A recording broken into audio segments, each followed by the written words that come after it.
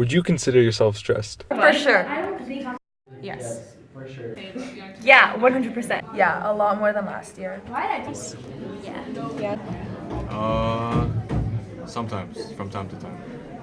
I find that there are periods where I'm super stressed out, like I only focus on school, and then like weeks at a time where I just don't do anything. They're always stressed out about everything, about getting to school, about homework, about everything. They're stressed about everything. Society these days is just letting everybody get stressed out.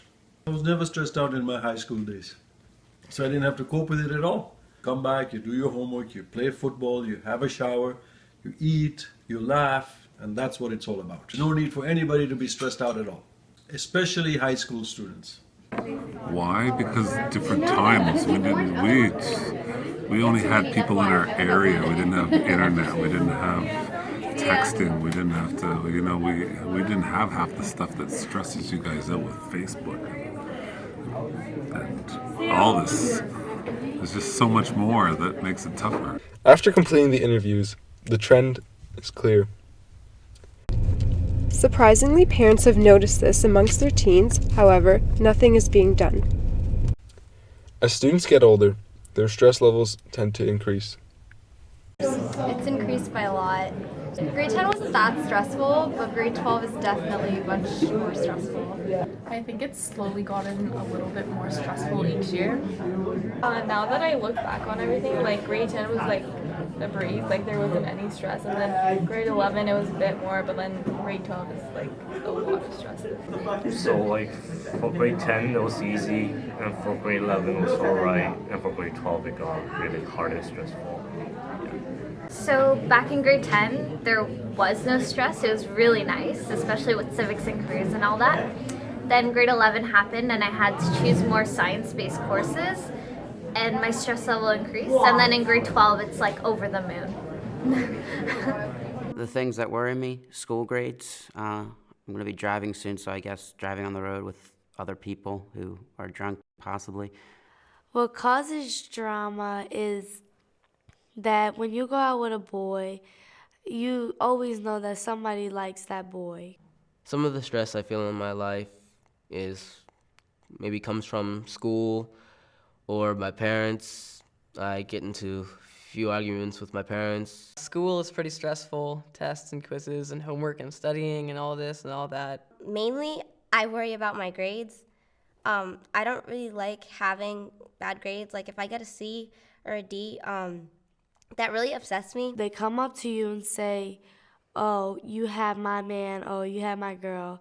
We're going to fight over this. I'm going to start saying all this about you. What's hard about high school is, 8th grade, they're kind of just easy on you, and then you go into 9th, 10th, 11th, and 12th, and they get harder on you, and they're getting harder on you because you need to go to college. There's definitely some pressure and stress in my life with trying to balance so many different activities and the academics and everything. Senior year, I'm in a giant pool of stress because I have to figure out everything that's going to happen next year, moving on in my life, and kind of sometimes I just need to step back from it and, sit down and think to myself, okay. The second I get here, I just go until the evening. Until night. There's some days where I'll get here at first thing in the morning, and I won't be done until 2 a.m. Well, it's the same story for many Canadian post-secondary students. Crammed schedules, sleepless nights, plenty of stress. Between work and school and the pressure to succeed, many students are struggling, sometimes with tragic consequences. Joanna Remiliotis spoke to students about the challenges they face. Queen's University in Kingston, Ontario. The first semester is over, the campus seems quiet, but the race is just beginning.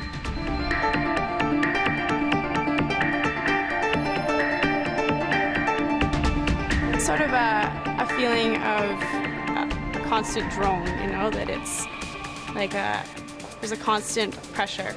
And I woke up this morning in like this panic. It's exam time, a time when there never seems to be enough time, and when the line between stress and sickness begins to blur. your heart starts racing, you start to get a sweat and start to feel lightheaded, your limbs start to feel numb. You start to think, oh, I'm having a heart attack. And that's what makes the panic attack worse and worse. And if you don't know that, then having 5 or 6 of those a day is extremely debilitating. Nick Francis is in his 4th year of politics and economics. He got into one of the country's top universities with big ambitions. So big, in his 2nd year, he developed a full-blown anxiety disorder trying to keep up to them. And I dug in way too far and took on everything I possibly could. So it was mostly self-inflicted. Like most young people, Francis suffered in silence and just kept cramming in a lot, trying to fit in even more. He has a full course load and works as the university rector or student representative. Yeah, it's pretty hectic. I mean, the second I get here, I just go until the evening, until night. There's some days where I'll get here at first thing in the morning, and I won't be done until 2 a.m. And just constantly. Where does studying fit in? It fits in wherever I can find a break. But finding a break seems to be getting harder. Across the country, university health centers are reporting a staggering increase in students asking for help and hitting a crisis point, something this university knows all too well. Jack Windler was a first-year student at Queen's who killed himself in 2010. There were few clues he was that desperate. His father will never forget the day he got the call. You get a call from a police officer and he says, I'm coming to your house in 3 minutes. And in 3 minutes and 30 seconds, he's actually already told you that you've lost your son and that it was suicide. And your life is permanently changed. We met up with the current high school teacher and decided to ask her on her opinion for the current issue. Chunking assignments, extensions, checking in with students to see how they're managing their time, how they're feeling about their courses, about their lives, and generally trying to project this idea that what happens this year is definitely important, but it's not necessarily really going to have a huge impact on big outcomes of life, I guess. Next question, are you fine? How fine are you with assignments handed in after due date? I'm pretty fine with it as long as it's not something that that you could copy off something else, which in English we don't. It's not that easy. How stressful do you think the curriculum is for students?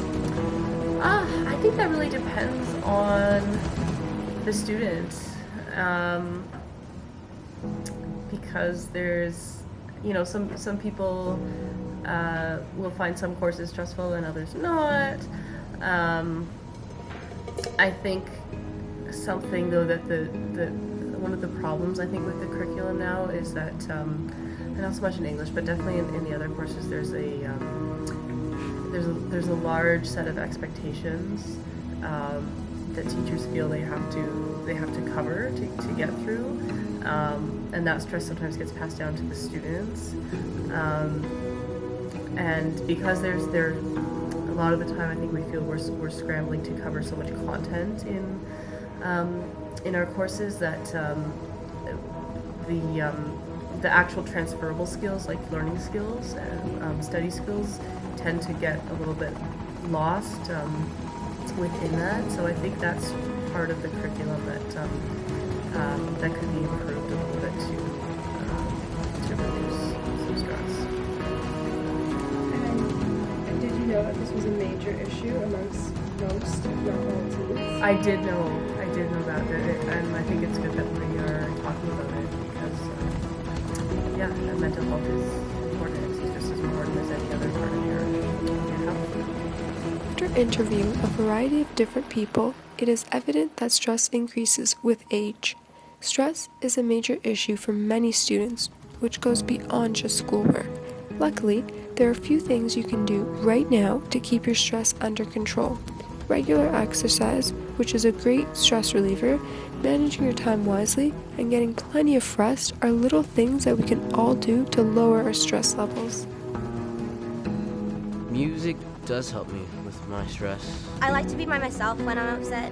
Playing the drums is a huge escape. It gets a lot of anger out, and it's physically exercising. It's just really fun. You can hit things and make loud noises. So really trying to find those times where I can just take a little step back from all the pressure and the stress, that really helps. And so I try to do that as much as possible.